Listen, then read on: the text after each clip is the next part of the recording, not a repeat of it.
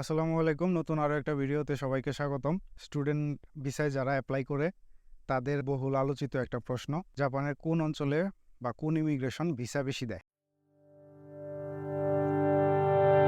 মানে সিওই বেশি অ্যাপ্রুভ করে। তো এটা একটা জটিল বিষয়। এই বিষয়টা সম্পর্কে কথা বললে জানতে হবে, যেগুলো হলো যে কেন ভিসা রিজেক্ট হয় এবং ভিসা দেওয়ার প্রক্রিয়াটা কি।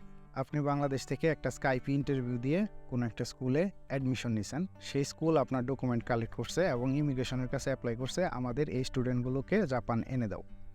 তখন জাপান ইমিগ্রেশন এই তথ্যগুলোকে যাচাই বাছাই করে স্টুডেন্টগুলোকে জাপানে এন্ট্রি করার ব্যবস্থা করে দেয়। যদি স্কুলগুলো লাভবান না হয় তাহলে জাপান লাভবান হবে না।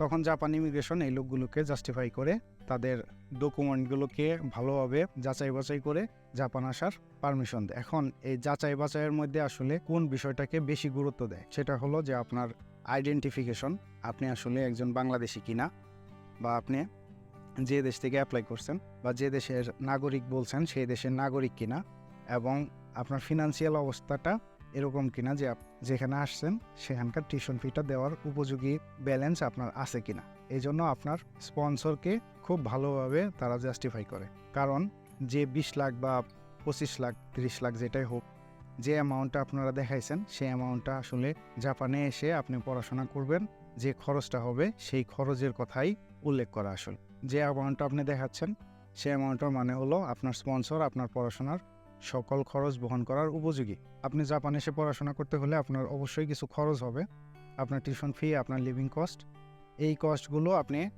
বেয়ার করতে পারবেন কিনা, আপনার স্পন্সর সেগুলো দেওয়ার উপযোগী কিনা সেটা যাচাই করাটা ইমিগ্রেশনের একটা বড় দায়িত্ব হয়ে দাঁড়ায়।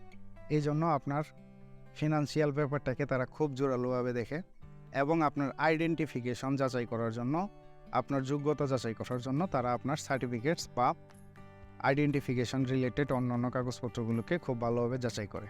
এই যাচাই বাছাই প্রক্রিয়ায় যদি আপনি পাস করেন, আপনার ডকুমেন্টে কোনো ভুল ত্রুটি না থাকে, আপনার ফিনান্সিয়াল অবস্থা যদি তাদের ক্যাটাগরি অনুযায়ী সন্তোষজনক হয়, তখন ইমিগ্রেশন আপনাকে ভিসা দেয়। ইমিগ্রেশনের একটা বাধ্যবাধকতা আছে যে আপনার ভিসা রিজেক্ট করলে সেটার কারণ জানাতে হবে। ইমিগ্রেশন ইচ্ছা করলে একজনের ভিসাকে রিজেক্ট করে দিতে পারে না কোনো উপযুক্ত কারণ ছাড়া। উপযুক্ত কারণ যখন দেখাতে পারবে তখনই আপনার ভিসাটাকে রিজেক্ট করবে, আর উপযুক্ত কাগজপত্র পেলেই আপনাকে ভিসা দিবে। এখন আপনি যে ইমিগ্রেশনে অ্যাপ্লাই করেন না কেন, ইমিগ্রেশন আসলে একটাই, শুধু ব্রাঞ্চগুলো আলাদা। তার মানে তাদের যাচাই বাছাই প্রক্রিয়াটাও একই। এখন আপনি কোথায় অ্যাপ্লাই করলেন সেটার চেয়ে বড় জরুরি বিষয় হলো যে আপনার ডকুমেন্টগুলো ঠিক আছে কিনা। ডকুমেন্ট যদি ঠিক থাকে তাহলে কোনো ইমিগ্রেশনই আপনাকে রিজেক্ট করবে না। এই সিওই মানে হলো যে আপনি জাপানের ভিসা পাওয়ার উপযোগী, এই ব্যাপারটা আপনাকে তারা অ্যাপ্রুভ করে দিবে আপনার ডকুমেন্টগুলো ঠিক থাকলে। আর ঠিক না থাকলে তখন তারা কারণ বলে দিবে যে কেন তারা আপনার ভিসার অ্যাপ্লিকেশনটাকে অ্যাপ্রুভ করতে পারলো না। এবং আপনি যদি তাদের দেখানো সেই ভুলগুলোকে ঠিকভাবে সুস্থ সুন্দরভাবে শুধরে নিয়ে আবার অ্যাপ্লাই করেন তাহলে তারা আপনাকে ভিসা দেবে। এই জন্য সিওই যাদের রিজেক্ট হয়, রিঅ্যাপ্লাই করলে তাদের ভিসা হওয়ার সম্ভাবনা থাকে। তবে কিছু কারণ আছে যে কারণগুলো ইমিগ্রেশন আর কখনো বিশ্বাস করবে না।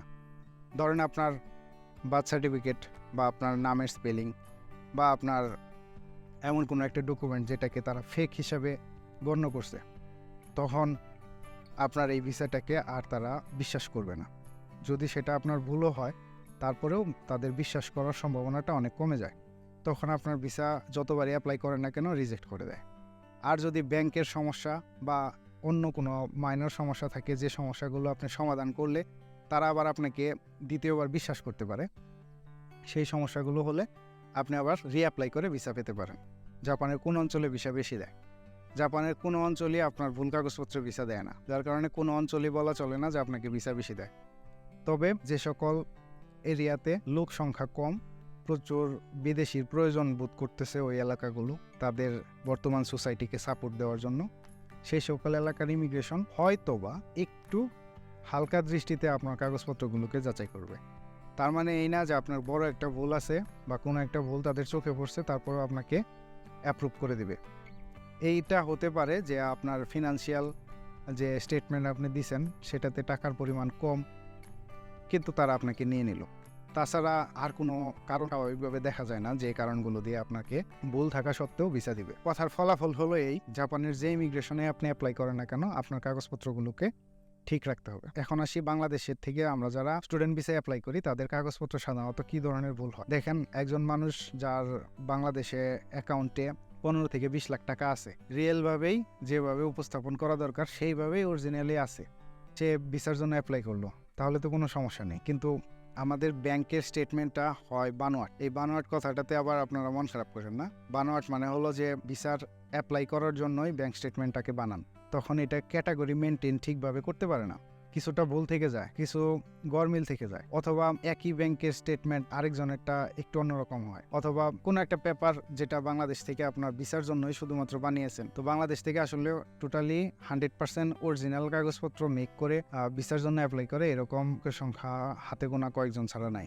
আমরা মোটামুটি সবাই জন্ম নিবন্ধন থেকে শুরু করে trade licence, bank statement, bank solvency এবং আদার্স অন্যান্য যে সকল কাগজপত্র লাগে এগুলো শুধুমাত্র ভিসার অ্যাপ্লাই করবো বলেই বানাই। আর বড় একটা প্রবলেম আমাদের দেশে আছে, সেটা হলো যে বাবা মার নামের সাথে আমাদের সার্টিফিকেটের নামের অনেক সময় অমিল থাকে, একটা স্পেলিংও যদি অমিল থাকে তখন ইমিগ্রেশন এটাকে ধরে যে এই লোকটা ফেক। যখন ফেক বলে তারা গণ্য করে তখন সেই লোকটাকে আর ভিসা দেয় না।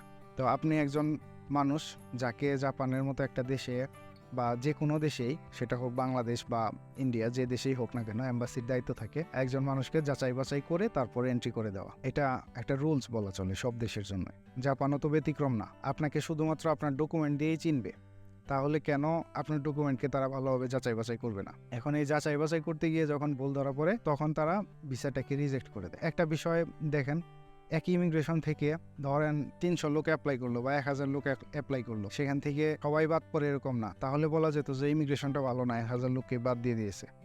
আসলে তো বাদ পড়ে 10 জন, 20 জন বা 100 জন। এই 100 জনের পেপারের গন্ডগোল ছিল, এই জন্যই বাদ। অথবা এরকম হয় যে একজনের একটা পেপার তারা ফেক, এটা আইডেন্টিফাই করে ফেলছে, তখন বাকি সবার ডকুমেন্টগুলো ওই রিলেটেড কাগজপত্রগুলোকে আবার জাস্টিফাই করে এবং খুব ভালোভাবে যাচাই বাছাই করে দেখে যে এখানে ফেক আছে কিনা।